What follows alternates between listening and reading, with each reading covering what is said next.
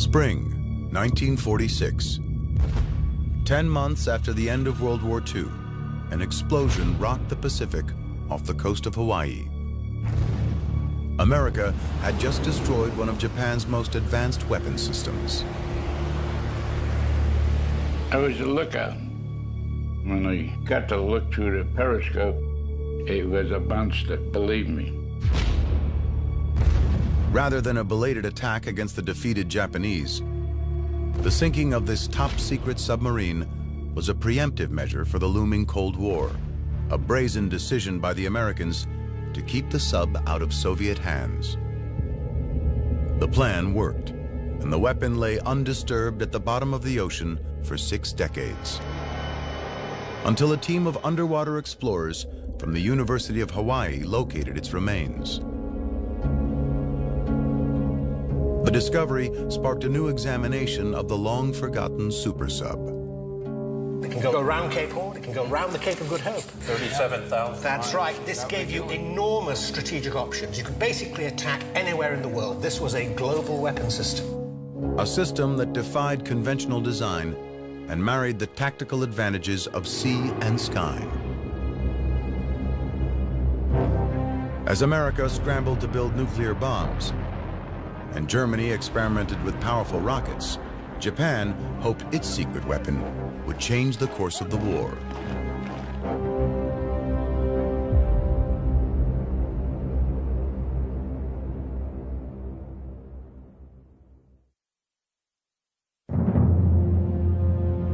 (1941). 6 months before the attack on Pearl Harbor, the Japanese Imperial Navy dominated the Pacific.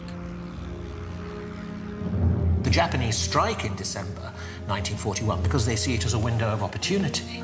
Japan temporarily has the most powerful navy in the Pacific. Let's cash that in. The Japanese plan was simple. Hit hard and knock the Americans off balance. They believed this would force an American retreat, leaving Japan as the sole superpower in the region. The architect of Japan's Pacific strategy was Harvard-educated Admiral Isoroku Yamamoto.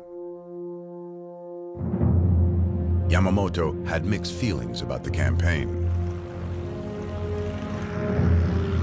In terms of his own personal opinions, he was very much against a war with the United States, which he felt was essentially unwinnable. But at the same time, in his capacity as Commander-in-Chief of the Combined Fleet, he felt he had to come up with some kind of strategy to make a Japanese war on the United States a viable proposition.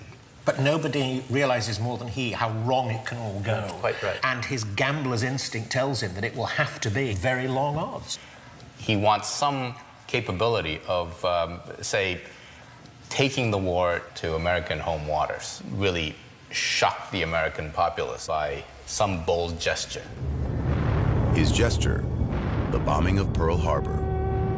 The attack sank 5 battleships, 3 destroyers, and several small ships. But the Japanese mistimed their mission, because on December 7th, all 3 American aircraft carriers were at sea and out of harm's way. Japan also miscalculated America's will to fight back. One day after Pearl Harbor, the U.S. declared war against Japan. The fight was on. Both nations scrambled for advantage. The U.S. cranked up its industry and relied on its manpower, aiming to overwhelm the Japanese with superior numbers. But for Japan, the challenge was different. Knowing he would soon be outmanned and outgunned, Admiral Yamamoto needed more surgical strikes. In the months following Pearl Harbor, he strategized about how to bring the war across the Pacific to America, 5,400 miles away. He looked to the success of the German U-boats, the deadly Nazi subs that were preying on ships in the Atlantic. From February to May 1942, the U-boats sank 348 vessels, preventing millions of tons of American supplies from reaching Europe. Several of the ships were torpedoed within sight of New York City and Boston,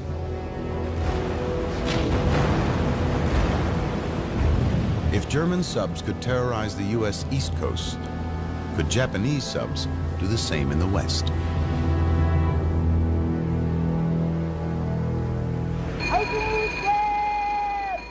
To find out, Yamamoto ordered a series of test missions. He sent a sub to fire shells at a refinery in California. It didn't cause much damage, but did trigger fears of a Japanese invasion.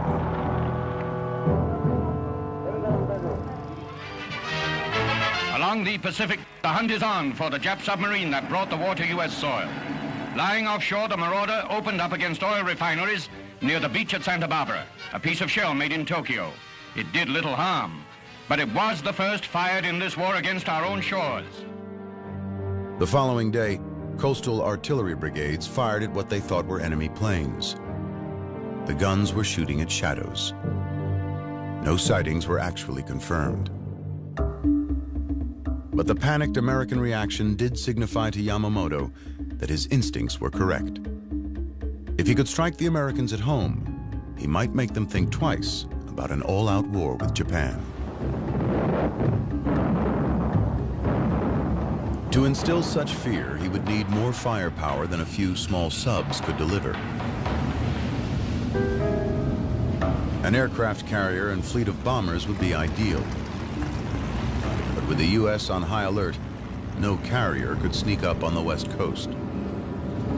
Yamamoto needed something unexpected. His solution, a superweapon that would unite the firepower of an aircraft carrier with the stealth of a submarine. If it could be built, his machine would rewrite the rules of warfare. The concept of putting a plane on a sub wasn't new, but conventional submarines of the day were only capable of carrying one small plane for reconnaissance and targeting. Yamamoto wanted sub-launched airplanes that could be used as an offensive weapon, not just a scout. He ordered another test mission. This time, a small submarine-launched aircraft dropped firebombs over Oregon in the hopes of sparking a forest fire. The fire failed to catch, but like the Santa Barbara mission, it confirmed that a submarine could slip past U.S. coastal defenses and strike unsuspecting civilian populations. To be able to reach your destination and launch an air attack undiscovered, undetected, would give the Japanese an advantage that no other Navy, that no other Air Force had during the war. Yamamoto ordered his engineers to design a fleet of underwater aircraft carriers capable of sailing undetected across the Pacific, launching squadrons of high-tech bombers to attack West Coast cities, then disappearing without a trace. The admiral even expected his subs to be able to reach the East Coast. He hoped to terrorize America with attacks on New York City and possibly even Washington, D.C.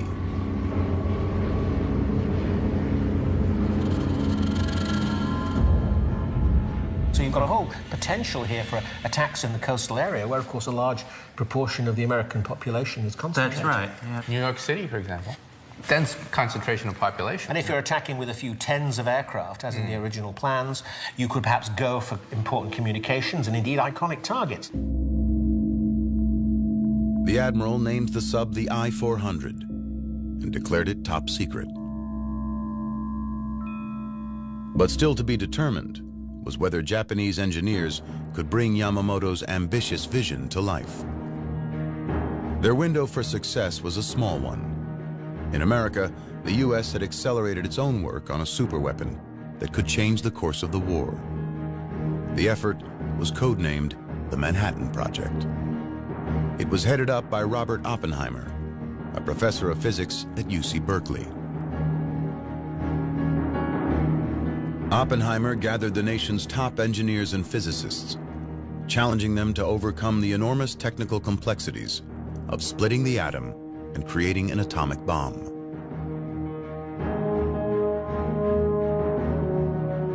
The Americans worked at a furious pace, fearing that the Germans and Japanese were moving forward with nuclear bombs of their own.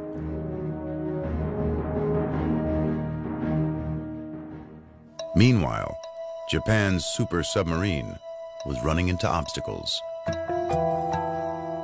In Tokyo, naval architects were struggling to find a design that could fulfill all of Yamamoto's needs.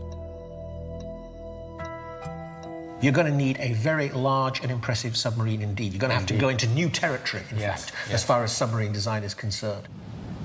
The standard submarine at that time was shaped like a cigar, with a cylindrical hull up to 300 feet long. But no one knew whether that conventional design would be able to support a heavy hangar and 3 attack airplanes. You're going to need a very large hangar beginning there, moving past the superstructure, and ending up about there. What do you do with the navigational area here? You have to move it to the side of the ship and on top as well. So that's a lot bigger.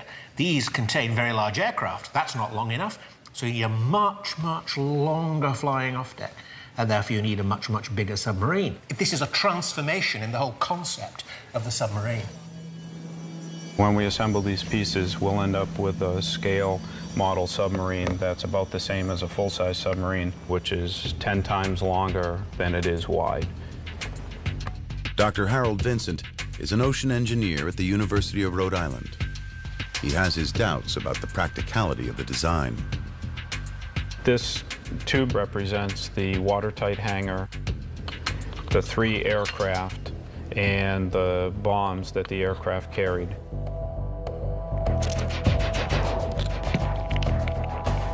So we'll seal off the end of the hangar here. So let's see what happens when we put it in. Okay. Oh, geez. So that tilts right over with that on top. Capsizes right over and sinks. So therefore, they had to come up with some other method to be able to put a heavy hangar with all that aircraft up high out of the water. Adding the hangar to a conventional sub clearly wasn't the answer. The next seemingly obvious approach would have been to scale up the size of the central cylinder to lower the center of gravity.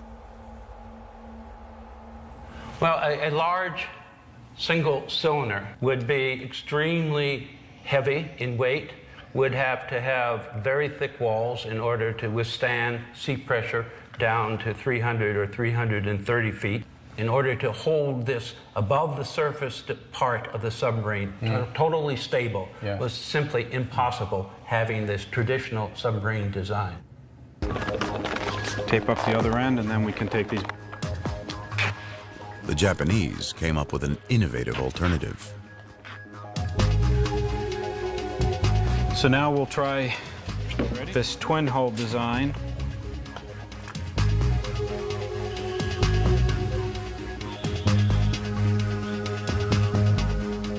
Now, it's pretty stable. All right, so it rights itself now instead of just tipping right over. A twin-cylinder hull gave the giant sub the necessary width to carry the extra weight. So you have these 2 cylinders, which are broader, stronger. The 2 cylinders amidship, of course, lent to greater stability. Absolutely. Well, you can see it's much sort of flatter and more stable, clearly. With the largest design problem solved, construction plans were drawn up for the new monster sub. The I-400 went into production in January of 1943. Yamamoto needed it fast. The Japanese were losing ground in the Pacific. The previous June, Yamamoto had ordered a surprise attack on the American fleet at Midway Island, hoping to sink the aircraft carriers he had missed at Pearl Harbor. But the Americans had cracked the Japanese naval code, saw the attack coming, and were able to set an ambush of their own. In 3 days of bitter fighting, American bombers sank 4 of Yamamoto's aircraft carriers. It was a devastating defeat for Japan. Their carrier fleet was decimated, and thousands of soldiers were dead. The I-400s were now even more vital. But with serious shortages of steel and manpower in Japan, Yamamoto could only commission 18 of the giant submarines.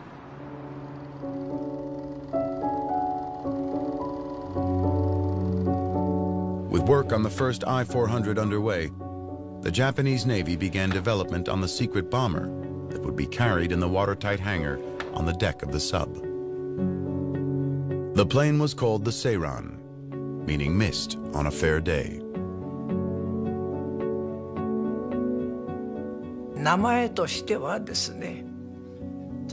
Like the name indicates, the plane would appear suddenly like a mist, carried by a submarine that would surface once it comes near a target, moving like a ninja. That is how it came to be named Seiran.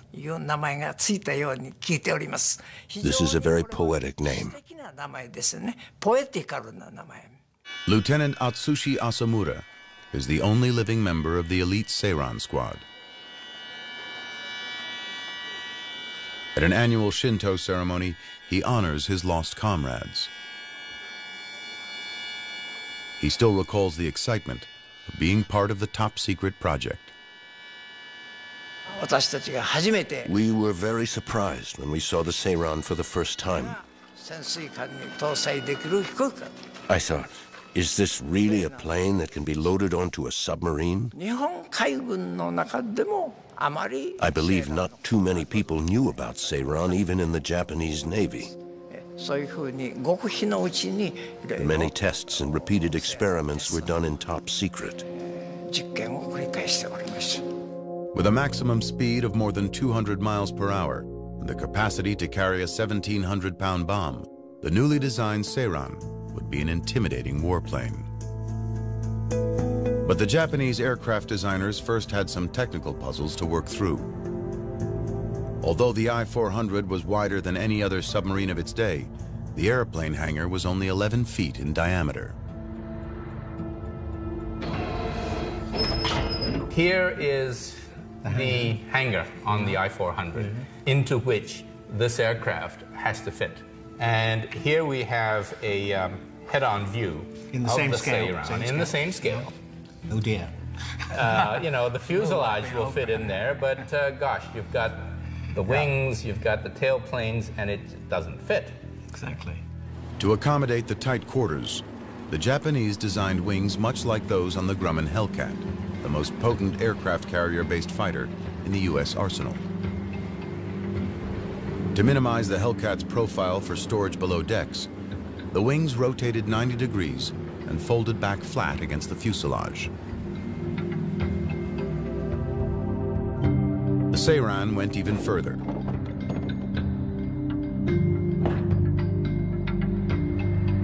It had a tail fin that folded down to reduce height. When we do all of that, it fits very neatly. Very neatly. But there was still one major problem the Japanese designers had to solve. Before the Seirans could be launched, their engines had to be warmed up, a process that took up to 20 minutes. Starting the engines in the hangar with the vessel submerged would have exposed the crew to deadly carbon monoxide fumes. But warming the engines on the surface meant exposing the sub to radar and air attacks.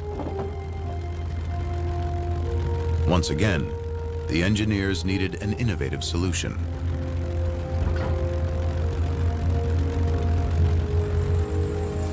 At a small airport in Connecticut, former Air Force gunner Craig McBurney knows all about the problems of warming an engine before takeoff. This is his pet project, a rare 28-cylinder Corsair engine. It's larger than the Seiran's engine, but shares similar characteristics. Okay, we've got a clear prop. Clear prop.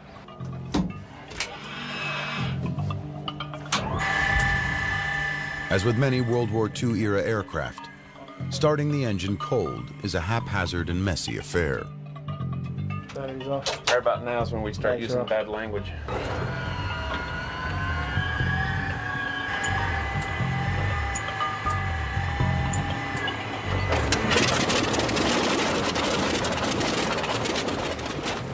The problem is the viscosity of the cold engine oil. You can see how thick the oil is because it hasn't been heated up. And you know how critical the tolerances are inside the aircraft engine, how tight they are and how small the passages are. Wow. So it would really make a significant difference trying to pump that heavy, thick oil through an aircraft engine. Warming the oil makes a noticeable difference. We heat it up to about 60 or 70 degrees Celsius, which is 140, 160 degrees Fahrenheit. It's the same oil that's just been heated up with the preheater. And right through it. Almost. Wow, look at that. Like pouring water. What a difference. Yeah. And you can imagine how critical that would be to have the engine heat up that much faster, especially in a combat situation. Yeah. McBurney uses an external tank to preheat the oil. Inside this container, we have the main engine oil tank here for feeding the engine oil, and then we've also installed our own pre-oil tank with a heater on it. And with the preheater on it, we're able to raise the temperature quite a bit. We can get the temperature up to about 120 degrees. So we need to open this valve, and we'll go ahead and open the engine oil tank valve as well. The warm oil can be pumped directly into the cold engine. Clear prop! Okay, go ahead and engage the starter. The results are easy to see. Boy, I tell you, that's incredible. The temperature's almost already at the takeoff temperature. Amazing difference. Can you imagine in a combat situation? McBurney's warming method was the same one Japanese engineers turned to for the Seirans. It's actually borrowed from a German design.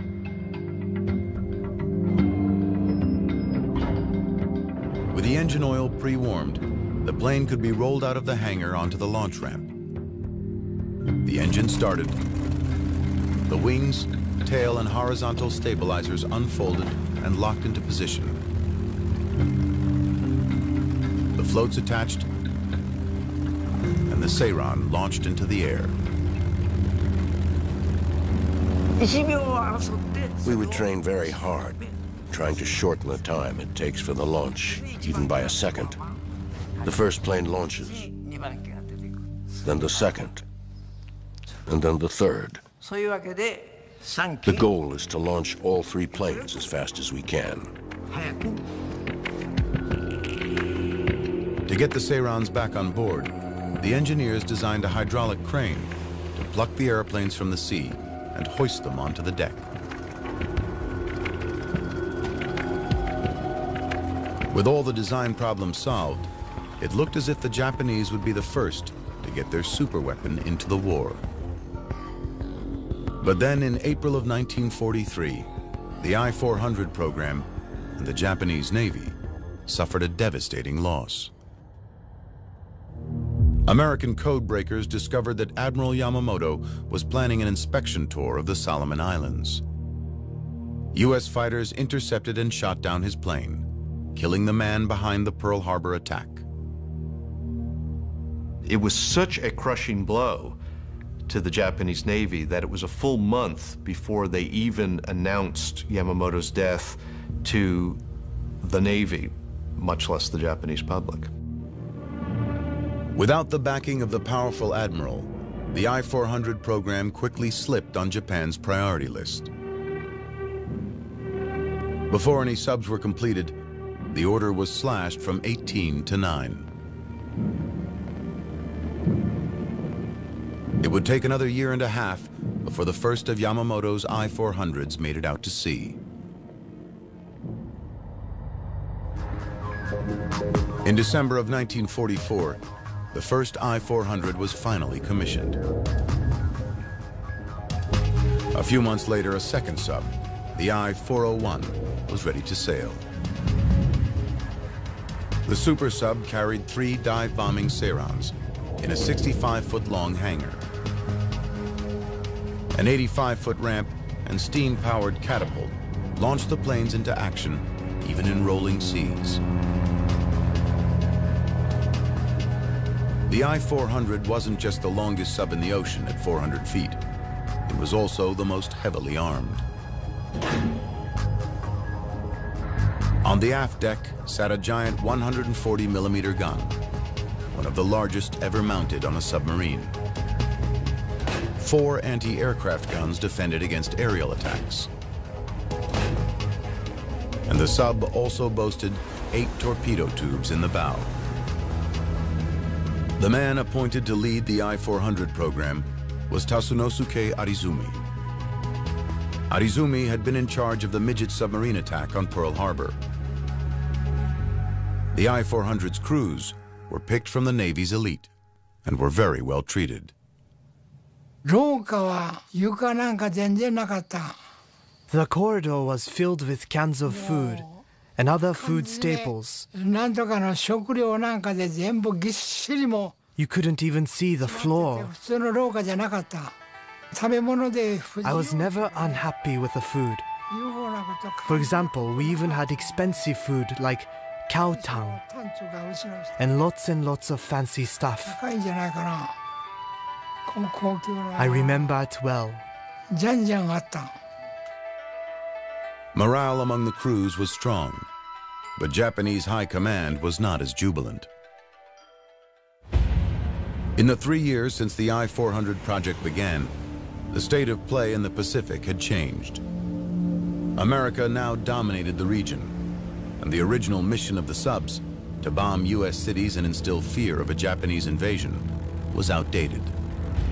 They just didn't have enough firepower. With each sub carrying 3 planes and each plane carrying only 1 bomb per flight, they could do little real damage. By comparison, Nazi bombers dropped an average of 330 bombs per night for 57 nights during the London Blitz. And still, the British didn't surrender.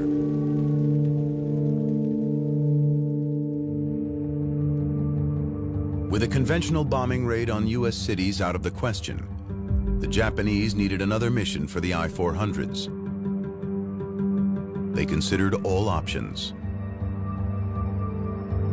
As the Japanese were becoming frantic for any means of inflicting more pain on the United States, in an effort again to slow our advance or get us to negotiate a peace, the Japanese considered using germs against American cities.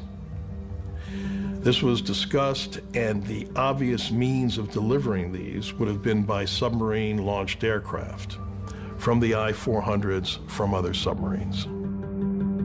In the spring of 1945, Vice Admiral Jisaburo Ozawa proposed a top-secret, controversial plan. He suggested using the Sairons to unleash biological weapons on the U.S. West Coast. Such an attack could kill thousands and create panic across America. Japan's biological weapons program was not new. Under the command of a military doctor named Shiro Ishii, a secret team had been experimenting on the Chinese since the 1930s.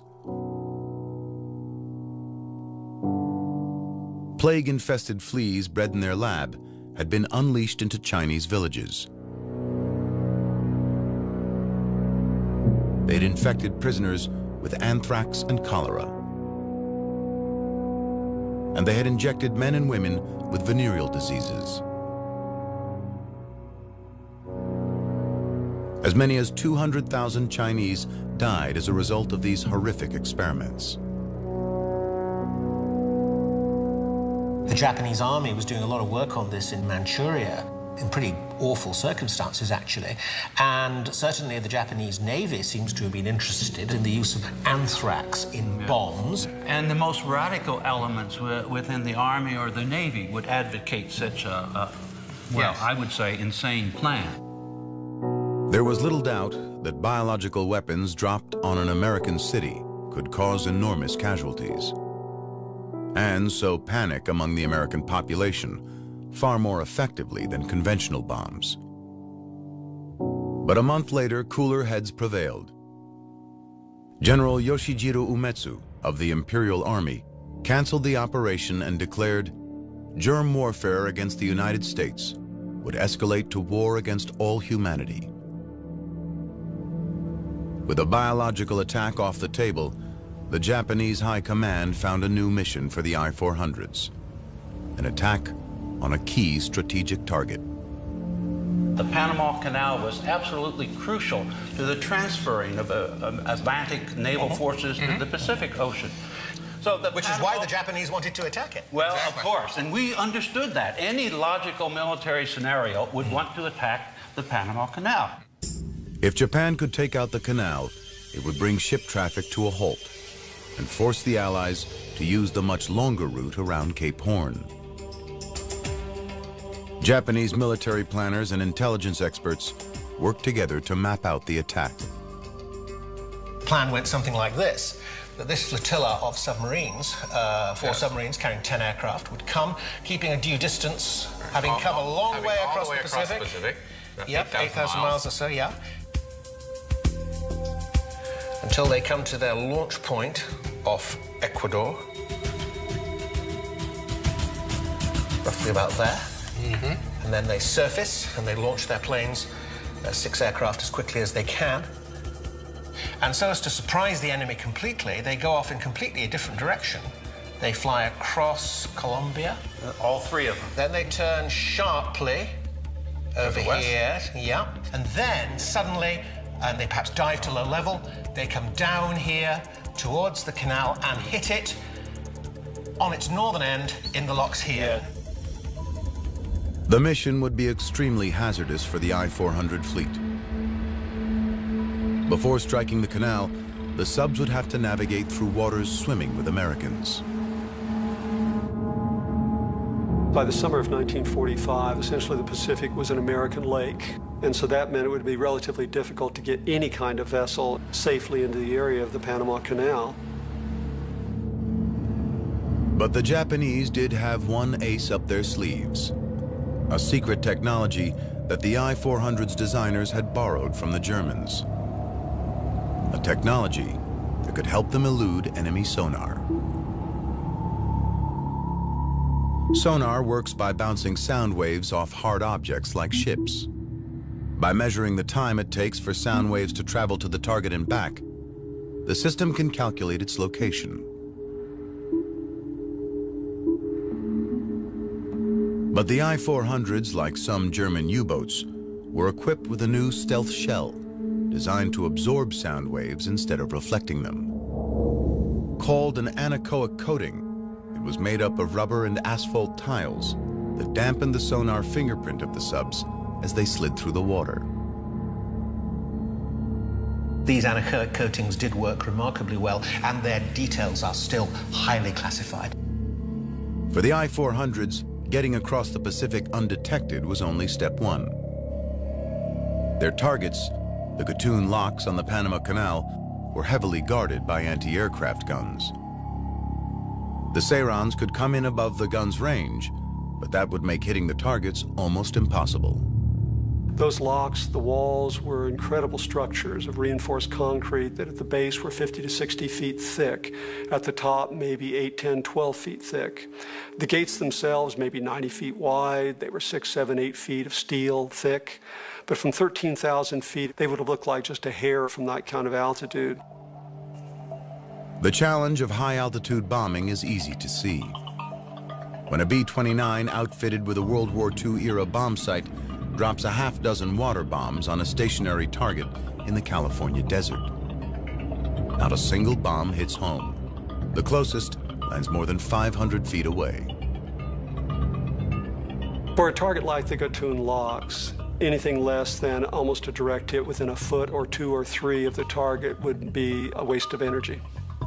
Given the relatively primitive bomb sights that the Japanese were using, their chances of being able to hit a target like that were pretty slim. And with only 6 planes carrying 1 bomb each, the Japanese knew there was no room for error.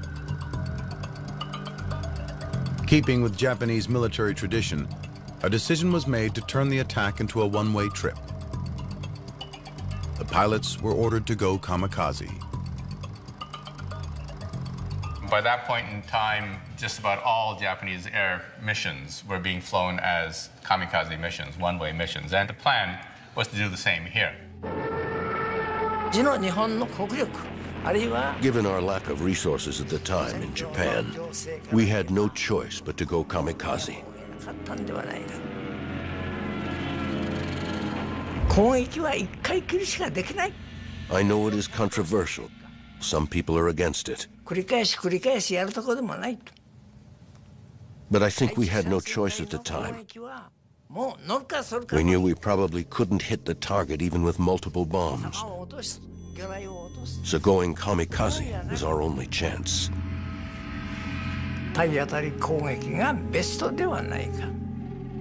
The I-400's crews prepared for the Panama Canal mission. But the window of opportunity for the strike was closing fast. By the spring of 1945, America was already deciding on potential targets for the atomic bomb. Then the war arrived on Japanese soil, when Allied forces invaded the island of Okinawa.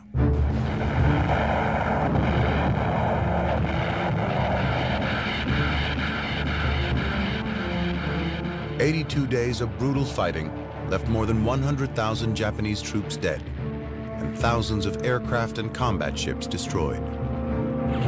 Vice Admiral Ozawa realized that a raid on the Panama Canal would be too little too late. The majority of American forces were already in the Pacific. So Ozawa changed the I-400's mission yet again. The new target was Ulithi Atoll, a staging area for the massive U.S. fleet preparing to invade Japan.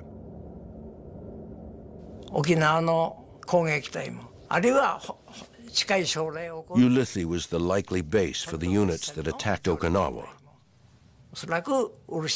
and perhaps also those that were to be sent for the final confrontation on the mainland.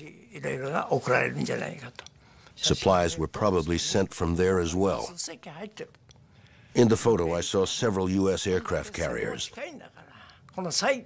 Headquarters ordered us to attack as many of them as possible. 3.5 years after the I-400s were conceived, the two giant subs were finally ready to engage. They traveled separately, with orders to rendezvous off Ulithi, where they would be joined by two smaller subs. Once they reached their target, 6 Seirans would be launched in a kamikaze attack. To deepen the surprise, Commander Arizumi ordered the crew to disguise the bombers with U.S. markings, a clear violation of international law.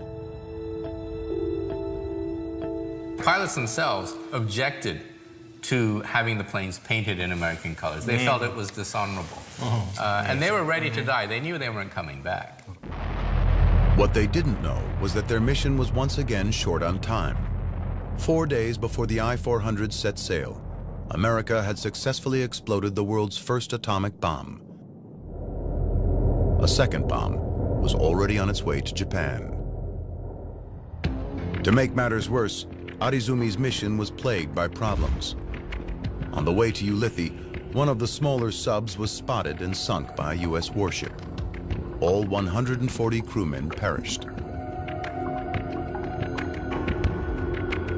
Then, in an effort to avoid enemy ships, Arizumi decided to change his route and the agreed-upon meeting point. But the message never got through to the other ships, and they missed the rendezvous.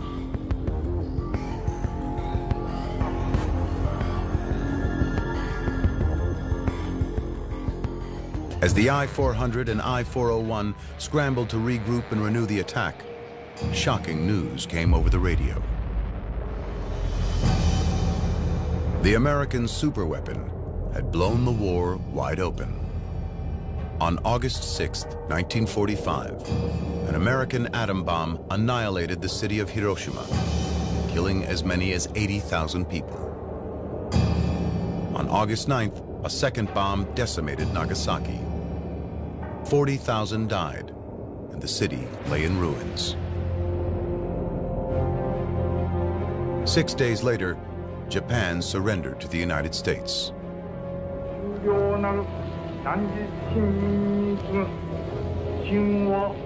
In his radio address to the nation, the emperor never mentioned defeat or surrender.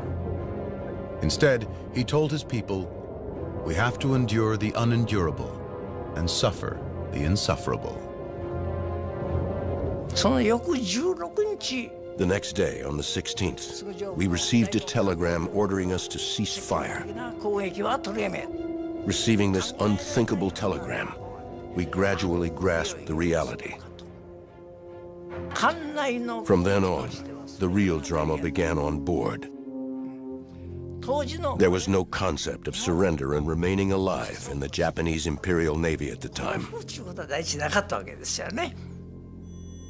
The captains of the two I-400s reversed course and raced back toward Japan.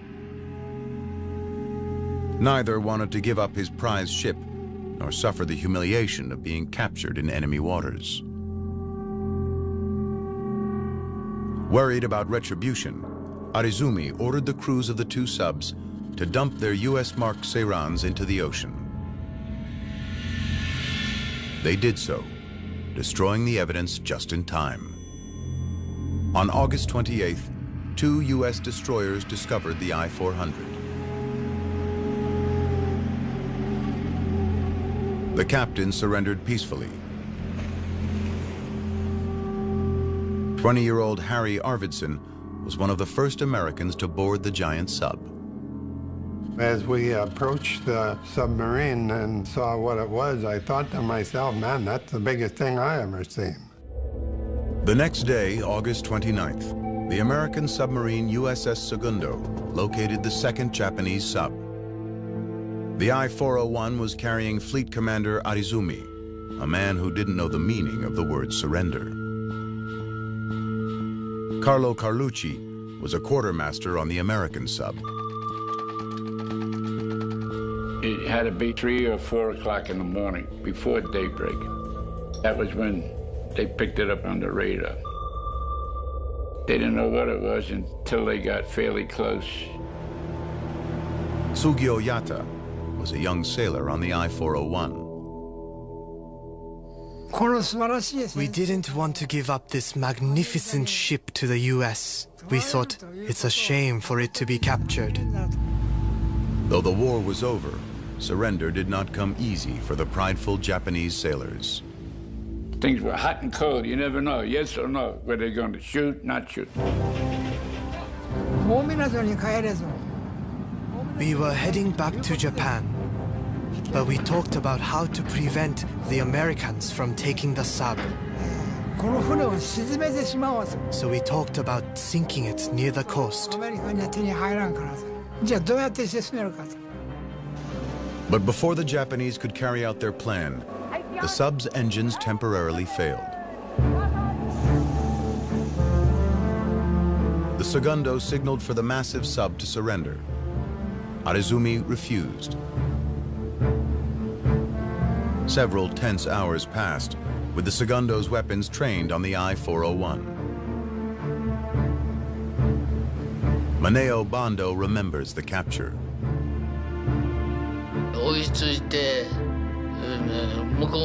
They pointed their cannons at us and ordered us to have one officer sent to their ship. We thought, what do you mean, send someone? You send someone to come get us.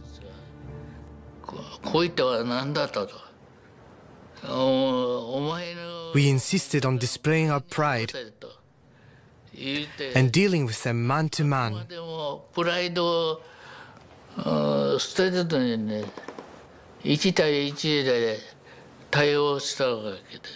Because Bando spoke some English, he was picked to negotiate with the Americans. You force us to surrender. I said, if you force us to surrender, we will commit suicide. They said to me, harakiri, no good. They understood the term harakiri. Tokyo ordered the I-401 to surrender to the Segundo. Eventually, Commander Arizumi bowed to the inevitable. He had the black flag, the international naval signal of surrender, raised on his sub. For the proud commander, the humiliation was too much to bear. I went to get a cup of coffee and had just sat down. I heard a loud bang. That was the suicide. The captain and I rushed inside, and we saw he'd taken his own life. I heard the captain say, he finally did it. Nearly 200 Japanese servicemen were taken prisoner that day. Sailors, pilots, and support crew.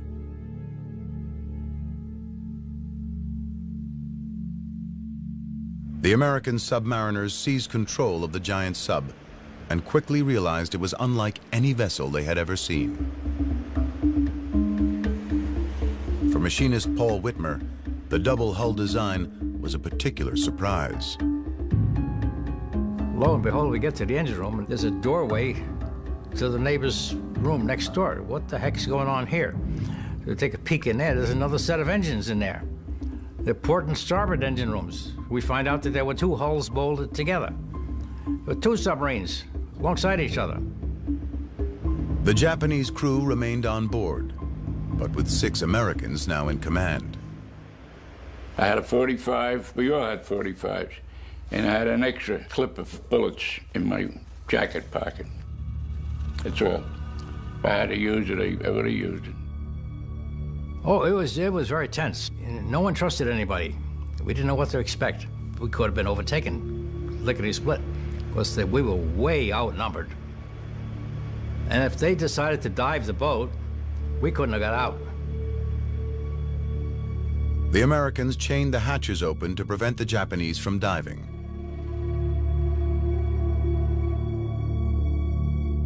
But as time passed, tensions slowly eased between the former enemies. They now had a common goal: to get the subs safely back to Tokyo. In the engine room, we had to learn how to communicate with the Japanese. You know, they had to teach us and we had to teach them. We needed to know some of the words to describe an engine. Basic, elementary, grade school type communication. And trying to strike up a rapport and learning their symbols and their words for what's the name of this, what's the name of that. Both subs made it back to Tokyo, where the prisoners were released. For the Americans, the next step was to bring the unusual ships home for further study. In November of 1945, they departed Japan for Hawaii. They arrived in Pearl Harbor just after New Year's Day, 1946. Navy engineers immediately began inspecting and recording every detail of the super sub's design.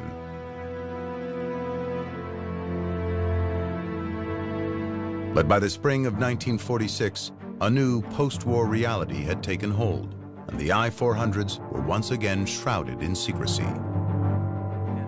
This time, it was the United States hiding them from the Soviet Union. Large aircraft-carrying submarines intended for strategic attack on their enemies are exactly the things you don't want the Russians to have. And this is now the Cold War. That's right. Beginning, yes. The beginning of the Cold War. Take her down before we're spotted. Worried that the Russians would demand to inspect the subs, the U.S. Navy made a hasty decision.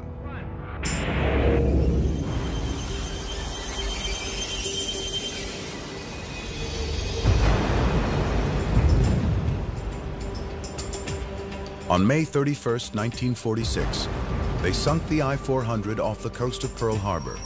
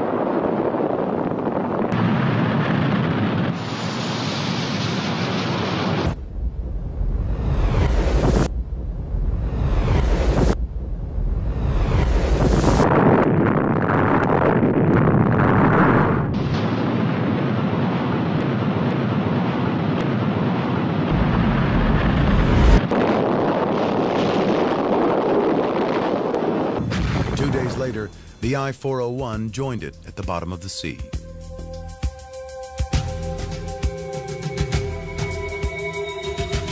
Two powerful weapons that never made it into battle, never had the chance to truly prove their worth.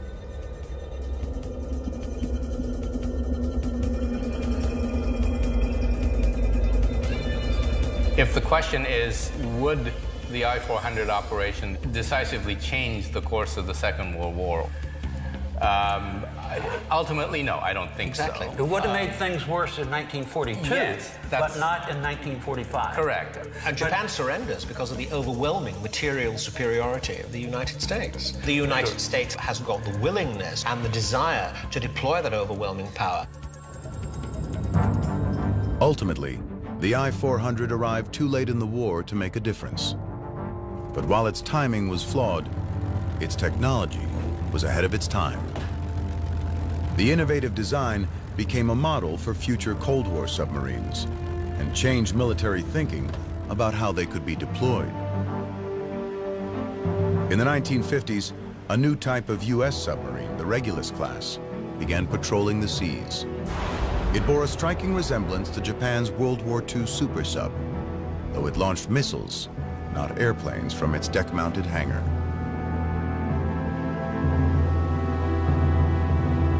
I don't believe anyone previously had looked at submarines as a means of attacking an enemy's cities.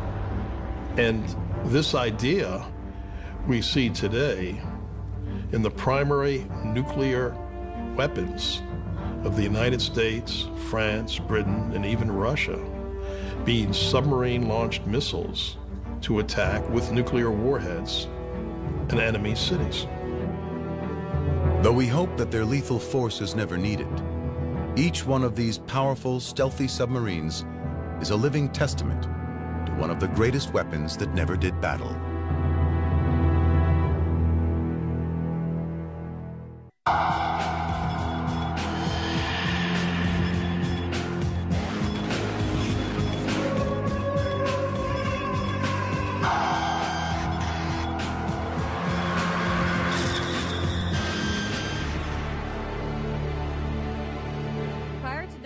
Or to maintain combat readiness, submarines attend Mojave Viper to prepare for desert warfare.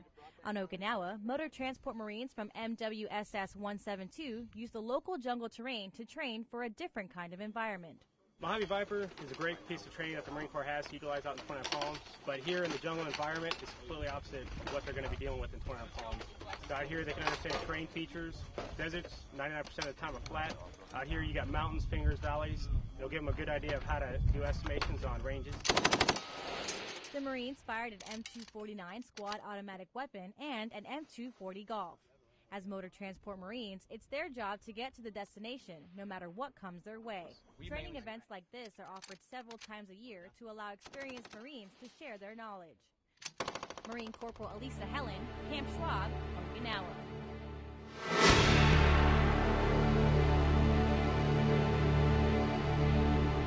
Day 3 of Exercise Forest Light finds the Japanese and American troops showing off equipment specific to each country.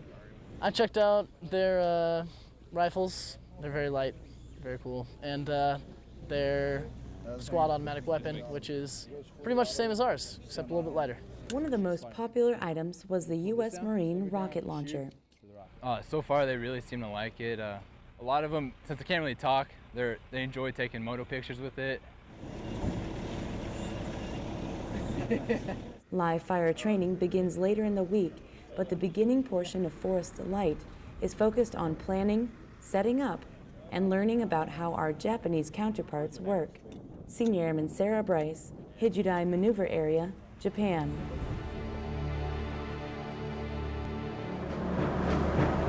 When the crew of a U.S. destroyer attempts to rescue a crashed pilot, he pulls out a grenade.